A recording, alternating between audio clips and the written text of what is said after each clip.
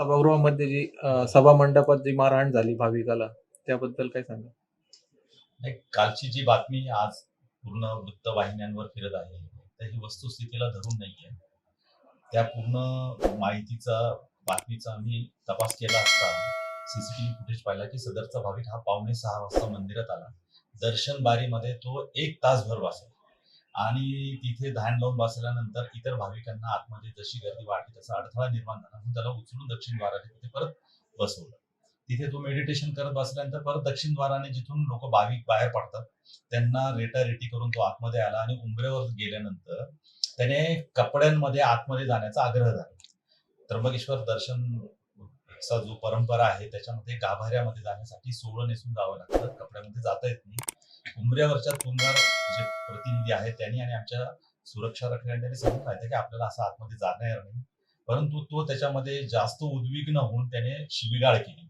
शिवीगाळ केल्यानंतर आमच्या सुरक्षा रक्षकांनी त्यांना बलपूर्वक बाहेर काढण्याचा प्रयत्न केला असता त्यांनी आमच्या एका कर्मचाऱ्याला त्याच्या अंगावरचं जर्किन गुंडाळलं आणि मारहाण केली. त्याच्या डोळ्याला जखम झाली आणि त्याचा गळा आवळण्याचा प्रयत्न केला आमच्या कर्मचाऱ्याचा आणि तो ओरडायला लागल्यानंतर इतर सुरक्षा रक्षकांनी बलाचा वापर करून त्याला त्याच्या बाहेर मंदिराच्या बाहेर त्या प्रांगणाच्या बाहेर काढलं.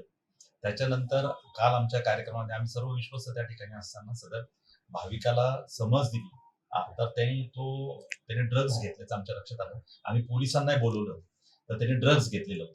ड्रग्ज घेतले, त्याचे आविर्भाव आणि हावभाव बघितले, मग त्याच्या कुटुंबियांशी आम्ही बोलण्यासाठी त्याचा नंबर मागितला आणि एक चांगल्या घरचा मुलगा होता, ड्रग्जच्या अधीन गेलेला होता. त्याला आम्ही त्याची समज दिल्यानंतर तो रडायला लागला आणि त्यांनी सॉरी म्हटल्यानंतर तो देवस्थानच्या दर्शनाच्या राखीतून बाहेर पडला. अशा प्रकारचा कालचं घटना घडलेली आहे. त्याच्यावर काही कायदेशीर कारवाई होणार आहे का? म्हणजे याच्यावर आमच्या काल ज्या कर्मचाऱ्यांना मारहाण केलेली आहे त्यांना आम्ही ताबडतोब दवाखान्यात करून त्याचे मेडिकल रिपोर्ट पण तयार आहे.